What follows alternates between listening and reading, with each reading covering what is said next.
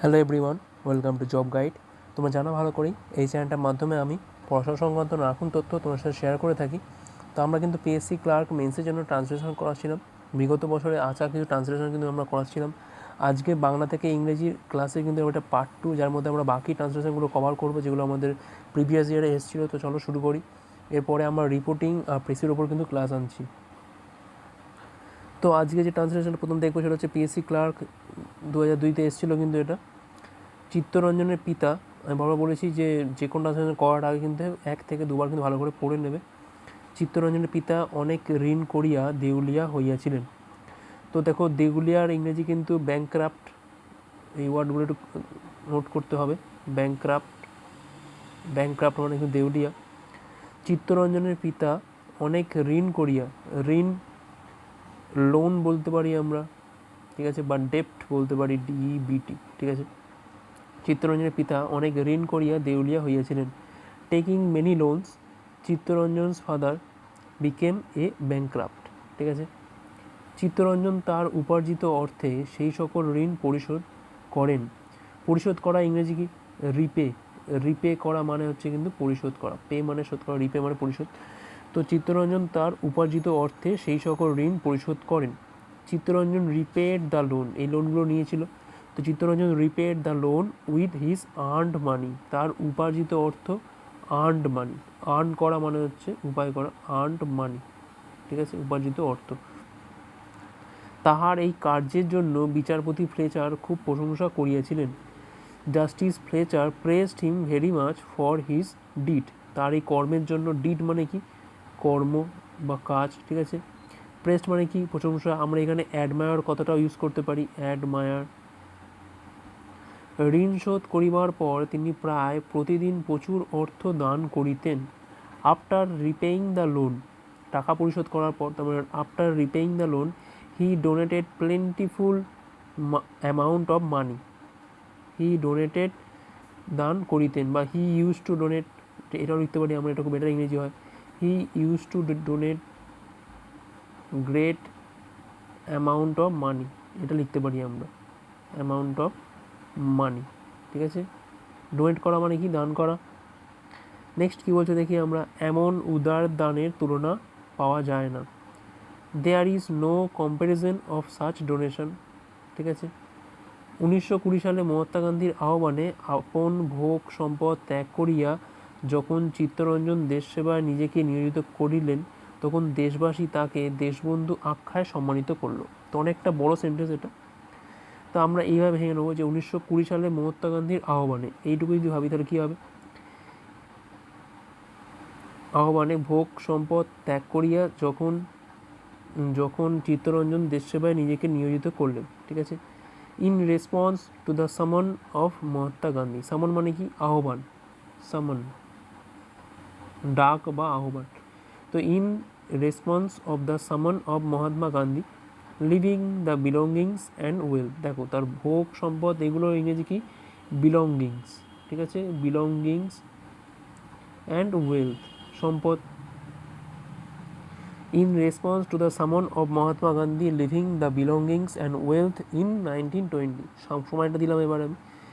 When Chittaranjan involved himself in the service of country, বা for the sake of country বলতে পারি আমরা, for the sake of, Chittaranjan involved himself for the sake of country, ঠিক আছে। The countrymen honored him Deshbandhu, তাহলে দেশবাসীরা তাকে দেশবন্ধু বলে সম্মানিত করলো বা আখ্যা করলো। তাহলে অনার্ড হিম মানে সম্মান দেওয়া, অনার্ড হিম দেশবন্ধু, ঠিক আছে। এটা কিন্তু বেশ ভালো প্যাসেজটা ছিল, সুন্দর প্যাসেজ ছিল। খুব যে কঠিন থাকে তা না, কিছু কিছু ওয়ার্ড একটু তোমাকে একটুকুনি গ্রামার বই থাকলে সেখান থেকে দেখে নিতে হবে সেন্টেন্সটাকে। দেখো বোর্ডে কিন্তু পাস্ট টেন্সে হচ্ছে, আমরা কিন্তু পাস্ট টেন্স ধরেই করবো এটাকে, পাস্ট ইনডেফিনাইট। নেক্সট চলো, এটা এসেছিলো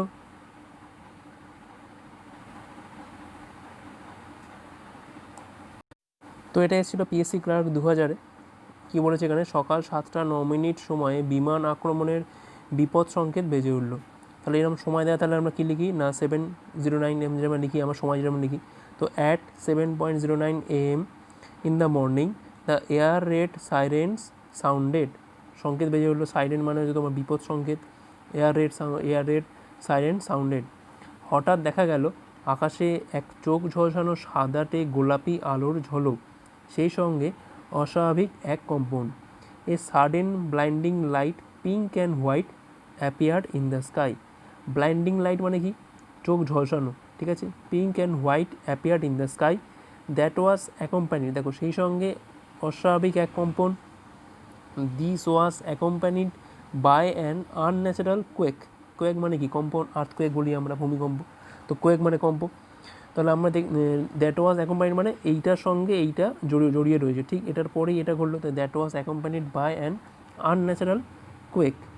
কয়েক সেকেন্ডের মধ্যে রাস্তা ও শহরের কেন্দ্রের সাধারণ উদ্যানের হাজার হাজার মানুষ প্রচণ্ড তাপপ্রবাহে দগ্ধ হয়ে গেল। In a few seconds thousands of human beings in the street and garden in the town center were struck by a wave of intense heat and were burned. তাহলে কী হলো? প্রথমে তাদেরকে এখানে কী বলছে না, কয়েক সেকেন্ডের মধ্যে রাস্তা এবং শহর কেন্দ্রের সাধারণ উদ্যানের হাজার হাজার মানুষ প্রচণ্ড তাপপ্রবাহে দগ্ধ হয়ে গেল। তার মানে একটা হিট তাদেরকে স্ট্রাক করছে এবং তারা পুড়ে যাচ্ছে, দগ্ধ হয়ে যাবে। তার মানে এখানে কী লিখলাম আমরা? In a few seconds thousands of human beings in the street and garden in the town center were struck by a wave of intense heat, খুব গরম একটা কোনো প্রদাহ, and were burned, এবং তারা দগ্ধ হয়ে গেল। দেওয়াল, বাড়ি, কারখানা এবং অন্যান্য অট্টালিকা যা কিছু তাপতরঙ্গের প্রবাহের মুখে দাঁড়িয়েছিল তার প্রত্যেকটি ধ্বংস হয়ে গেল।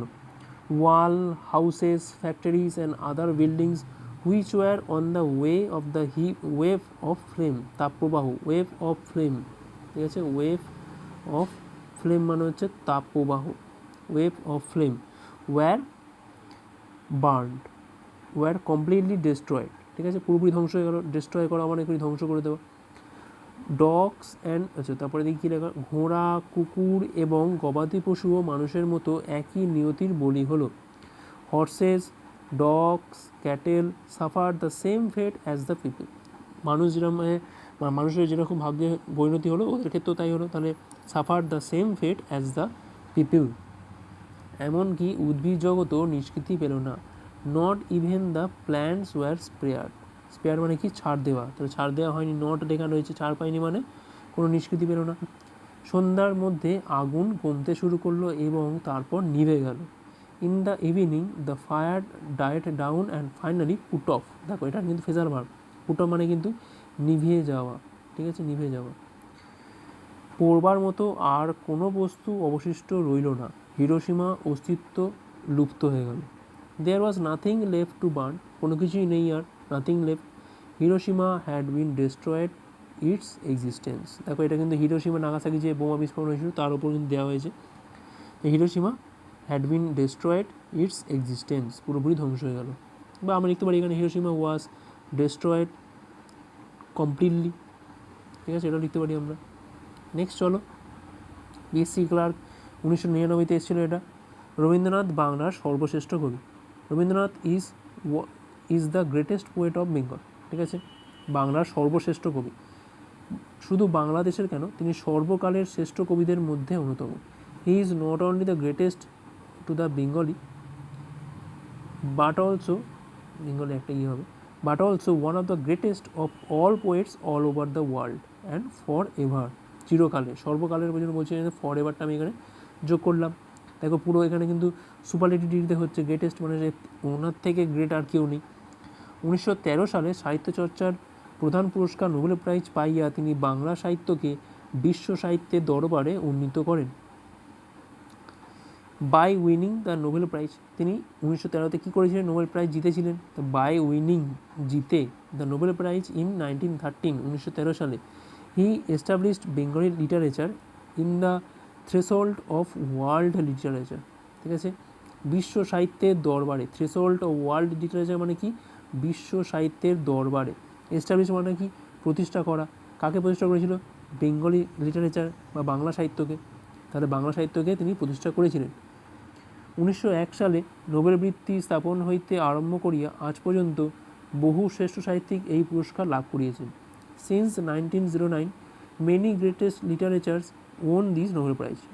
রবীন্দ্রনাথের পাশাপাশি তারপর থেকে তো অনেকেই জিতেছে বৃত্তিধারীদের ইতিহাস যিনি লিখিয়াছেন তিনি স্বীকার করিয়াছেন যে রবীন্দ্রনাথের কাব্যের প্রেরণা সর্বাপেক্ষা সার্বজনীন ও প্রাদেশিকতা দোষ বর্জিত।